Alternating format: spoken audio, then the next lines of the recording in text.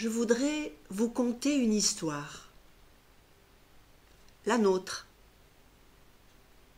l'histoire de notre mouvement. Et cette histoire a commencé il y a presque 80 ans, avec 4 amis, et nous allons leur rendre hommage maintenant, eux qui nous ont montré la route et qui ont donné leur vie à cet enseignement. Anna, Joseph, Lily et Gita. Et nous allons entendre ce que Gita a dit de cette période de leur vie. Comment elle en parle? C'était dans l'année 43 où l'Europe était en feu et en sang. La Hongrie était encore un petit îlot de paix mais très fragile. Nous étions 4 amis, artistes, très intéressés dans tous les grands mouvements de religion, mais le mensonge envahissait le monde. Nous avons cherché notre propre vérité dans cette marée de mensonges. Et chaque soir, nous nous sommes réunis et nous nous sommes dit, où est notre vérité individuelle? Et on l'a trouvée. Nous avons, grâce à eux, la musique que nous avons nous-mêmes à retrouver si nous voulons vivre l'expérience du dialogue avec l'ange jusqu'au bout. Et je me suis penchée sur la manière dont ils ont attiré cette expérience, qui ne s'est pas faite de manière automatique. Elle a été naturelle, mais jamais automatique. Et si on regarde de près leur vie, à travers ce que Gita vient de nous dire, il y a 4 ingrédients qui permettent cette expérience. 4 attitudes intérieures. Et la première, c'est que ils étaient intéressés par l'évolution de l'homme. C'était un sujet qu'ils partageaient entre eux. Comment l'homme peut-il évoluer? Entre parenthèses, comment nous pouvons évoluer? Voilà leur sujet de conversation. Voilà ce qui animait leur repas ensemble. Le deuxième ingrédient, c'est qu'ils n'étaient pas incultes en matière de spiritualité. Et ils étudiaient ensemble tous les grands textes sacrés de différentes traditions, parce qu'ils avaient envie d'entendre toutes les manières que les hommes ont eu de répondre à cette question sur l'évolution de l'homme. Alors, ils lisaient la Bible. Anna, 10 ans avant les dialogues, avait un maître de peinture qui était un prêtre. Et elle a dessiné, et on les retrouve aujourd'hui dans notre chapelle à touche noire. Elle a fait des dessins sur le Notre Père, sur l'évangile de Jean. Mais ils étaient aussi intéressés par la Bhagavad Gita, le yoga, par Lao Tse. Donc ils baignaient aussi dans une étude, sans jamais eux-mêmes pratiquer aucune religion. Donc premier ingrédient, être intéressé par l'évolution de l'homme. Le deuxième, c'est étudier cette évolution, théoriquement. Le troisième ingrédient, qui a facilité l'expérience, c'est qu'ils étaient tous les 4 des créateurs. Ils étaient tous les 4 artistes, à leur manière. autant peintre, professeur de dessin, professeur d'expression corporelle, designer de meubles. Alors, ils avaient une certaine aptitude à chercher le nouveau. Créer, c'est vraiment la limite entre le monde visible humain et le monde invisible. Créer, c'est le premier dialogue laïque. Et donc, c'est une appétence à ne pas répéter, mais à avoir envie de tout renouveler. Quatrième ingrédient, c'était des êtres responsables, très très mûrs.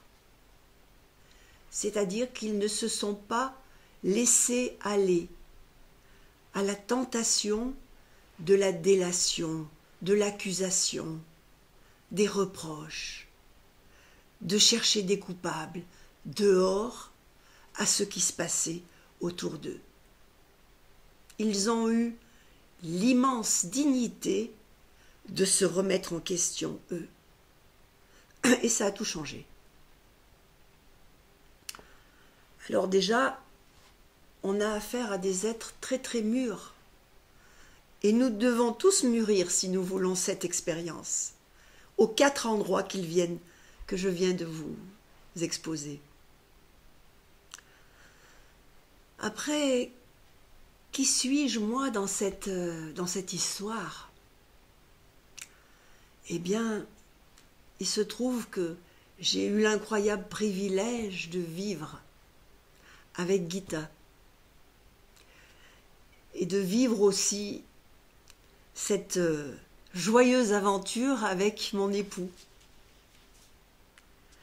Et que là, imaginez-vous une vie où nous avions une trentaine d'années, Gita en avait 80.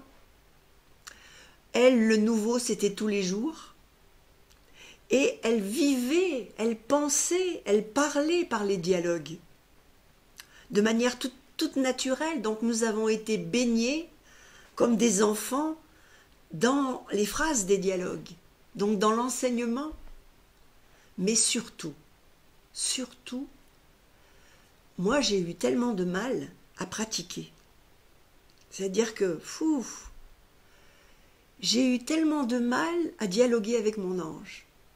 C'est pour ça que j'ai créé une association pour apprendre à dialoguer.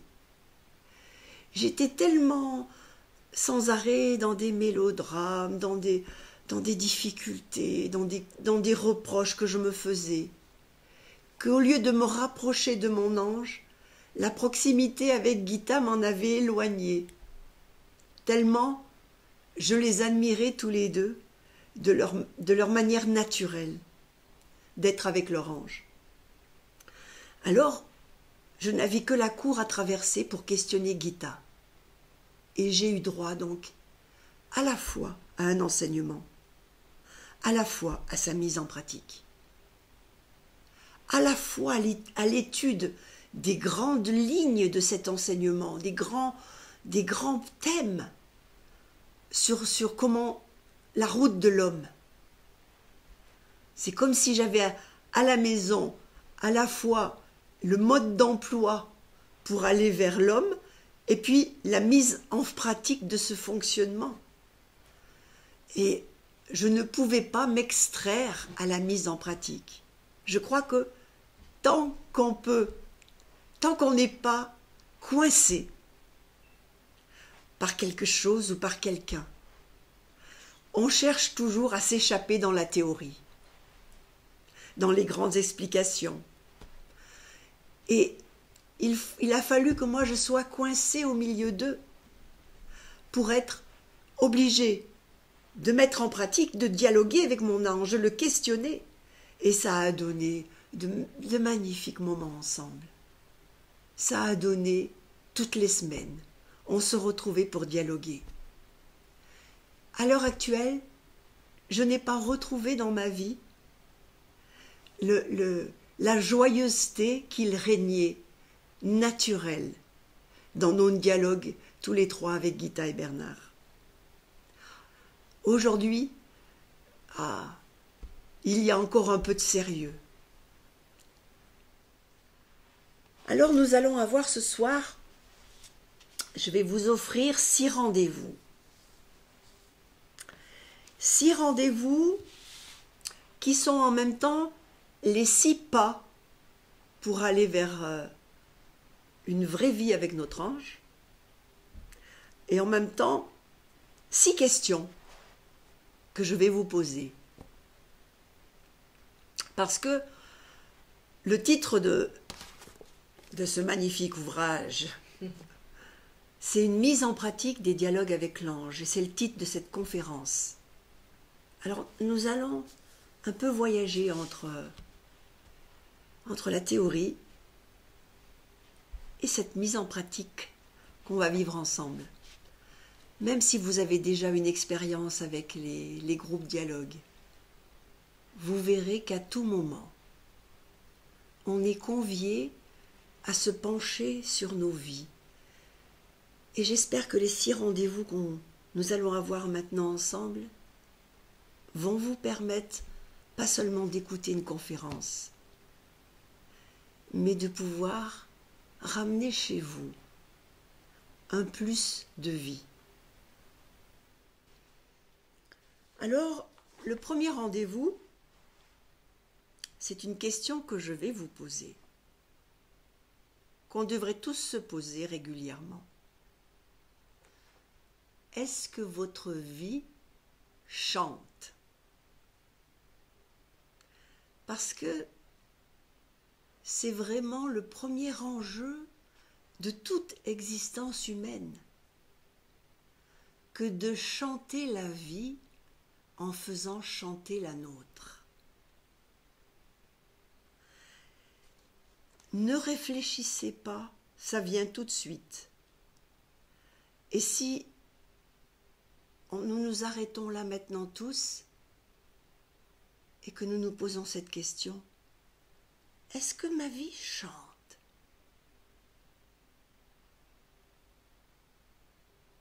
Et si elle ne chante pas tout à fait, où est-ce qu'elle pourrait mieux chanter? Comment vous pourriez la faire chanter davantage? Vous avez eu la réponse tout de suite. C'est le premier rendez-vous qu'ont eu les 4 amis. Et ils se sont penchés sur leur vie au point d'écrire, de mettre par écrit les endroits où leur vie pouvait s'améliorer. Et c'est ce qui a attiré leur ange. Si nous voulons autre chose qu'un simple bavardage avec notre ange, il faut lui offrir un terrain d'atterrissage dans nos vies,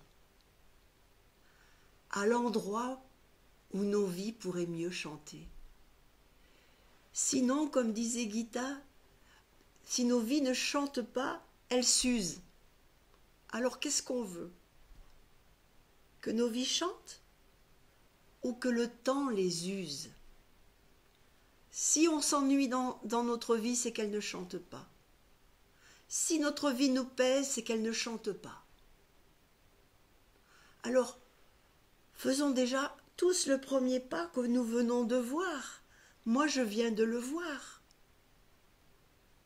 Est-ce que je peux, là, dès que je vous aurai quitté, allez, mettre quelques notes de musique à l'endroit où il n'y a que les paroles. Dans l'entretien 55 des dialogues, les anges le disent, ils nous disent « Nous vous apprenons à chanter. Chantez toujours. » Et dans l'entretien 51, « Après vous, toute la création chantera. » Moi, ça me met tout de suite un la, un tempo. Ce qui est attendu de l'homme, ce n'est pas une vie de bête de somme, c'est une vie qui s'enchante, une vie qui s'émerveille. Et ça, c'est notre affaire.